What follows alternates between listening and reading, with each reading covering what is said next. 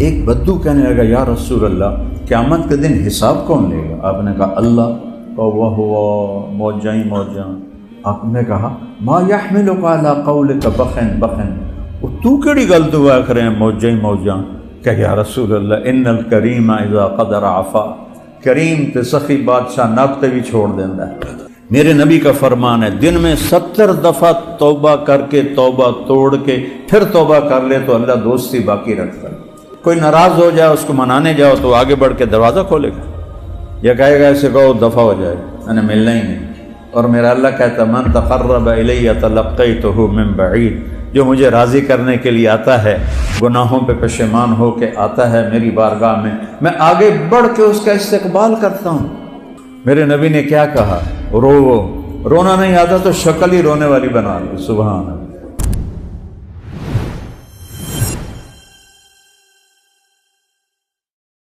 ایک بدو کہنے لگا یا رسول اللہ قیامت کے دن حساب کون لے گا؟ آپ نے کہا اللہ، واہ واہ، موجاں ہی موجاں، بخن بخن کا جو میں ترجمہ کرتا ہوں موجاں ہی موجاں یا رسول اللہ۔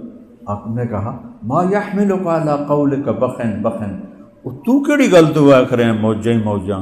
کہ یا رسول اللہ ان الکریم اذا قدر عفا، کریم تے سخی بادشاہ نب تے بھی چھوڑ دیندا ہے۔ کریم ذات نب تے بھی چھوڑ دے کی پتا۔ تو معاملہ اللہ سے بہت آسان ہے، پچھلے پہ توبہ کے 2 بول اور آئندہ فرائض کو پورا کریں، حرام سے بچیں، پھر اس میں کوئی گڑبڑ ہو جائے پھر معافی مانگ لیں، پھر معاف کر لیں۔ میرے نبی کا فرمان ہے دن میں 70 دفعہ توبہ کر کے توبہ توڑ کے پھر توبہ کر لے تو اللہ دوستی باقی رکھتا ہے۔ ہم تو اولاد کو دھکے دے کے نکال دیں گے، تم نے توبہ کو تم نے مذاق بنایا اپنے باپ کا۔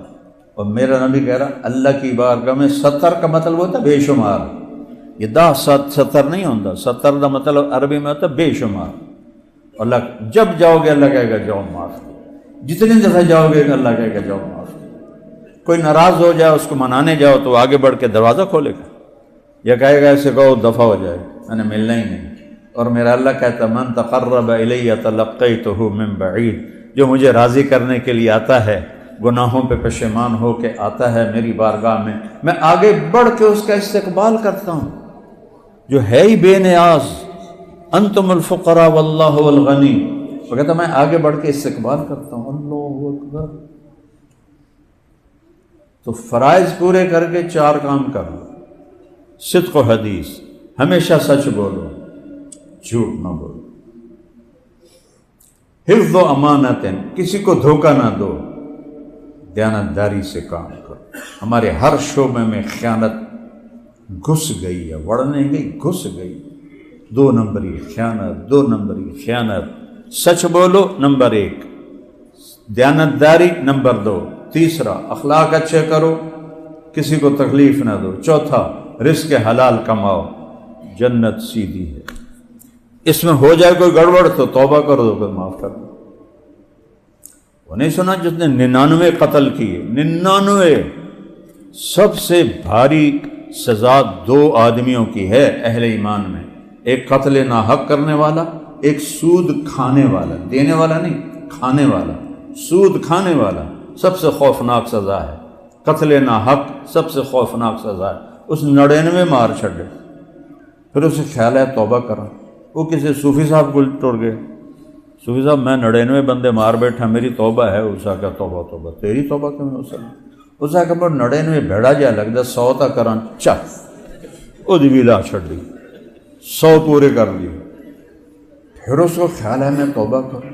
تو مفتی احمد علی صاحب جیسے مفتی کے پاس گیا کہ حضور میں 100 بندے مار چکا ہوں، میری توبہ ہے۔ تو توبہ کون روک سکتا ہے بے وقوف؟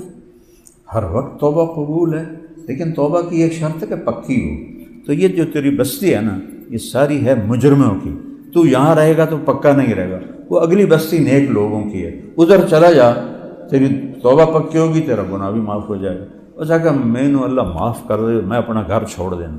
اس نے اپنا چھوٹا موٹا بوریا بستر اٹھایا اور اس گاؤں کی طرف چل دیا۔ ابھی تھوڑا ہی دور گیا تھا تو اچانک موت کا جھٹکا لگا۔ اس نے دیکھا کہ کم نیڑے تو اس نے سے چھلانگ لگائی تو اس کے ہاتھ آگے ایسے تھے اور پاؤں پیچھے تھے، اس حال میں اس کی موت آئی۔ اللہ نے ہمیں سنانے دکھانے کے لیے اللہ نے کیا کہانی چلائی، اللہ نے دونوں فرشتے بھیج دیے، دوزخ کا بھی جنت کا بھی۔ تو دوزخ والے کہنے لگے ساڈا قیدی ہے، مجرم ہے، حالی اتنے پہنچے ہی نہیں نیکاں دے کول۔ تو جنت والے کہنے لگے یہ گھر چھوڑ چکا ہے اور ادھر جا رہا ہے، اس کی نیت ہے، لہٰذا اس کی نیت پہ فیصلہ ہے، یہ جنتی ہے۔ اب دونوں فرشتوں میں تکرار ہو رہی، تو اللہ نے تیسرا فرشتہ بھیجا، جاؤ فیصلہ کرو۔ انہوں نے پوچھا جی کیا فیصلہ کرو؟ کون سے کہو زمین ناپو، اگر گھر کے قریب ہے تو دوزخ والے لے جائیں، اگر اس نیکوں کی بستی کے قریب ہے تو جنت والے لے جائیں۔ جب ناپنے لگے تو گھر کے قریب تھا، اس بستی سے دور تھا، اللہ نے گھر کی طرف کی زمین سے کہا پھیل جا، اور ادھر کی زمین سے کہا سکڑ جا۔ ہر شے تو اللہ دی تے اللہ دے قبضے۔ جب انہوں نے ناپا تو گھر سے دور ہو گیا، اس گاؤں کے قریب ہو گیا، اللہ نے کہا جنت میں ڈال دو، ہم دیکھ لیں گے۔ یہ جو کہتے ہیں نا اللہ حقوق العباد معاف نہیں کرے گا، حقوق اللہ چاہے جس کے معاف کر دے، اللہ کو قدرت ہے یہ تمہیں حقوق العباد کی حدیث سنائی، چاہے حقوق العباد معاف کر دے چاہے حقوق اللہ معاف کر دے، اللہ کو پابند نہیں کر سکتے، نہ ہی کرنے کی جرت کرنی چاہیے۔ رحمتی وسعت کل شیء، جس کو چاہے معاف کر دے۔ اس سے بڑا واقعہ بخاری شریف ساری حدیث کی بڑی کتابوں میں یہ واقعہ ہے، خطا ہوگے یا اللہ معاف کر دے، پھر ہوگے یا اللہ معاف کر دے، اللہ ہر دفعہ خوشی سے معاف کرے گا۔ تو ایک ہم توبہ کر لیں، نیت کرتے ہو تو کہو میرے ساتھ یا اللہ میری توبہ، پھر کہو یا اللہ میری توبہ، پھر کہو یا اللہ میری توبہ۔ لو اگر دل سے کہا ہے سب معاف، باقی تفصیل مفتیوں سے پوچھ لینا۔ تو جس نے توبہ پکی کر لی ہے مبارک ہو، سب معاف ہو صاف۔ پھر کوئی دھبا لگ جائے پھر کہنا یا اللہ معاف کر۔ میرے نبی نے کیا کہا، رو، رونا نہیں آتا تو شکل ہی رونے والی بنا لو، سبحان اللہ۔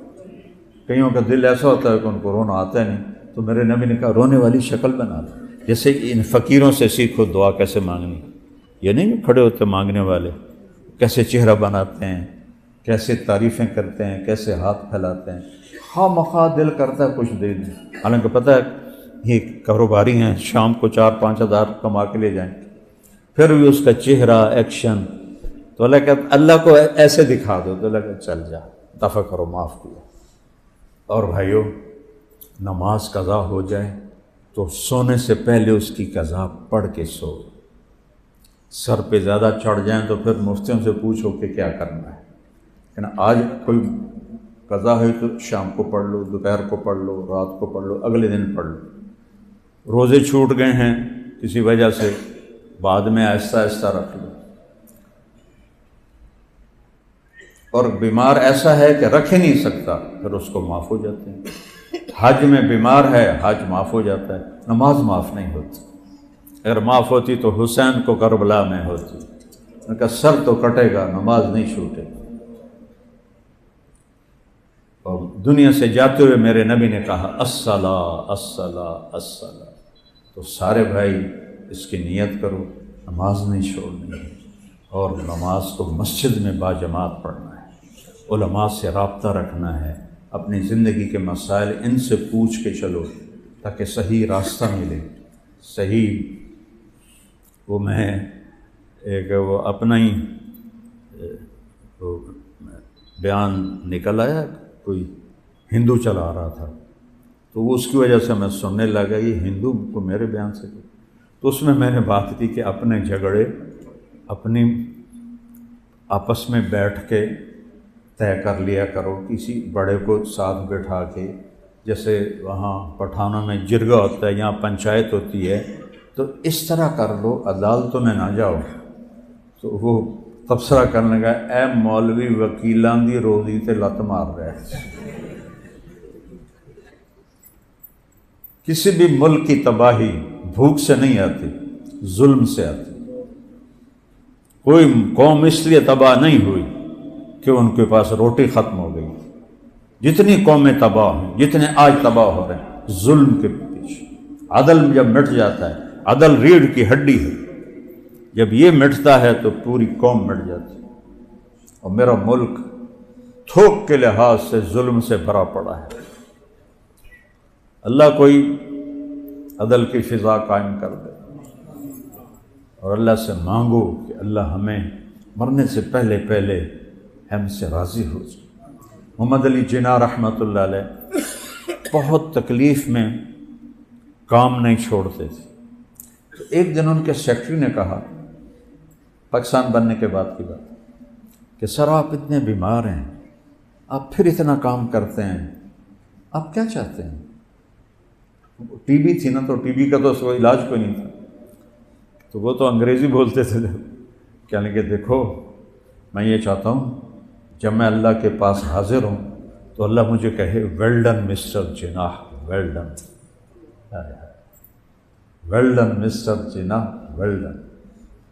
ہم بھی جب مریں تو اللہ کہے شاباش میرے بندے، بہت اچھا کر کے آئے۔ اور جب اللہ موقع دے تبلیغ میں 3 دن لگانا شروع کر دو، میں 4 مہینے بھی نہیں کہتا، چلہ بھی نہیں کہتا، صرف 3 دن کہتا ہوں، لیکن باقاعدگی سے چلتے رہو تو انشاءاللہ پوری زندگی میں تبدیلی آ جائے۔ کسی سے لڑے ہوئے ہو صلح کرو، خاوند بیوی میں کوئی جھگڑا ٹکراؤ ہے تو یہ ایسا بڑا عمل ہے، اگر یہ صلح کر لیں تو اللہ ان کے پچھلے سارے گناہ معاف کر دیتے، جیسے نماز پہ معاف ہوتے ہیں۔ میاں بیوی کا جھگڑا ہو اور وہ صلح کر لیں تو ان دونوں کے پچھلے گناہ معاف ہو جاتے ہیں۔ سارے بھائی نیت کرتے ہوئے پڑھو بھائی۔ بسم اللہ الرحمن الرحیم۔ وبه قال حدثنا الحميدي قال حدثنا سفيان قال حدثنا يحيى بن سعيد الانصاري قال اخبرني محمد بن ابراهيم التيمي انه سمع علقمة بن وقاص الليثي يقول سمعت عمر بن الخطاب رضي الله عنه على المنبر يقول سمعت رسول الله صلى الله عليه وسلم يقول انما الاعمال بالنيات وانما لامرئ ما نوى ومن كانت هجرته الى دنيا يصيبها او الى امرأة ينكحها فهجرته الى ما هاجر اليه۔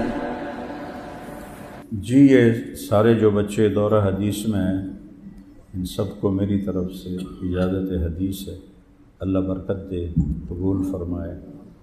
اس میں بہت بڑی بات کہی گئی ہے کہ نیت کے بغیر عمل کی کوئی قیمت نہیں،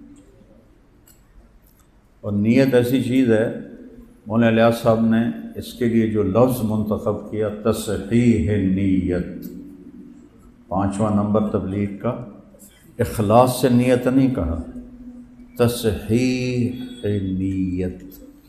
تصحیح ہے باب تفعیل جس میں تکرار ہوتا ہے، کہ تصحیح کے لفظ میں اشارہ ہے کہ نیت بار بار خراب ہوگی اور اسے بار بار ٹھیک کرنا ہے۔ تصحیح نیت، کیا باریک بین ہستی سے ہو۔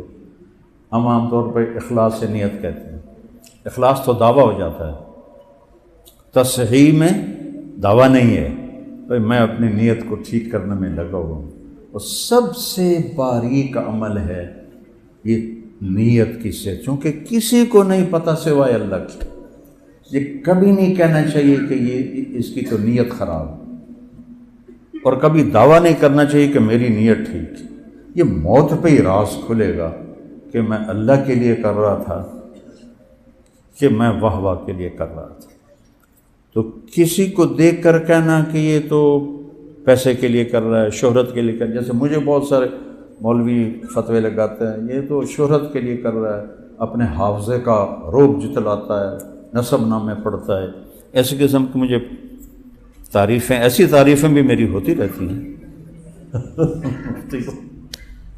یہ امن میں چپ کر کے ایک طرف بیٹھے ہوئے ہیں، تو لیکن یہ ہو ہی نہیں سکتا کہ رطب و یابس کٹھا نہ ہو، اچھے کہنے والے برا کہنے والے نہ ہوں۔ نبیوں کو نہیں چھوڑا لوگوں نے، ہمارے نبی کو کیا کہا؟ ساحر مجنون، اِنَّا لَتَارِكُ آلِهَتَنَا لِشَاعِرٍ مجنون، ایک شاعر، ایک مجنون، ساحر کذاب، جادوگر اور جھوٹا۔ تو کسی پر شک نہیں کرنا چاہیے اور اپنے اوپر کبھی دعویٰ نہیں کرنا چاہیے۔ یہ اتنا باریک عمل ہے کہ جو صرف موت پہ جا کے یہ راز کھلے گا کہ اللہ تیرے لیے۔ اس لیے میں تنہائی میں بہت روتا ہوں کہ آپ سب کے لیے میں قسم اٹھا سکتا ہوں کہ آپ اللہ کے لیے آئے بیٹھے، لیکن یہاں بیٹھنے والا قسم نہیں کھا سکتا کہ وہ اللہ کے لیے بات کر رہا ہے، پتہ نہیں اپنی واہ واہ کے لیے کر رہا ہے، یہ مولوی آدم کو خوش کرنے کے لیے کر رہا ہے کہ میں ان کی والدہ کی تعزیت کی جائے، اس لیے اس کا کچھ دعویٰ نہیں۔ یہاں آنے کے بعد کوئی دعویٰ نہیں۔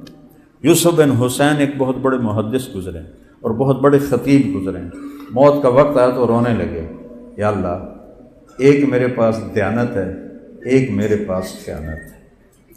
دیانت تو یہ ہے جو میرے اور تیرے بندوں کے درمیان ہے کہ میں نے انہیں تیرا پیغام صحیح صحیح سنایا ہے، اس میں کوئی کھوٹ نہیں، اور ایک میری خیانت ہے جو میرے اور تیرے درمیان ہے کہ میں تیرے حق میں خیانت کرتا رہا ہوں، میری دیانت کے بدلے میری خیانت کو معاف کر دے۔ اور روتے ہوئے انتقال ہو گیا۔ خواب میں اپنے ایک ساتھی کو ملے، انہوں نے پوچھا کیا ہوا؟ کہ اللہ نے مجھے کھڑا کیا اور پوچھا یوسف موت کے وقت کیا کہا تھا تم نے؟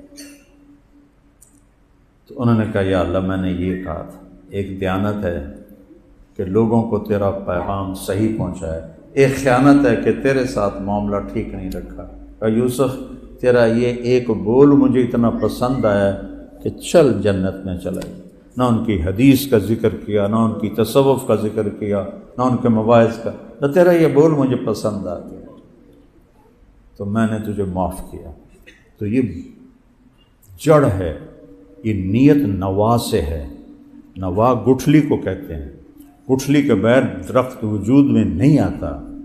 یہ حنفیوں نے تھوڑی سی وہ نکالی شک کہ بھائی چلو اجر نہیں ملتا پر عمل ہو جاتا ہے، لیکن میں امام شافعی کے ساتھ عمل بھی نہیں ہوتا اجر بھی نہیں ہوتا۔ اب میں ذمہ دار ہوں، گٹھلی کے بغیر درخت اگا سکتا ہوں؟ آموں کے باغ ہیں تو پھو کر کے آم کا بوٹا کٹ سکنا، گٹھلی کے بغیر تو درخت نہیں ہوتا۔ نوا کا مادہ، نیت کا مادہ نوا سے ہے، نوا گٹھلی کو کہتے ہیں۔ تو یہ لفظ بتا رہا ہے کہ نیت کے بغیر وجود نہیں ہو سکتا۔ باقی اللہ کرے حناف کی بات صحیح ہو کہ کم از کم حاضری تو ہو جائے۔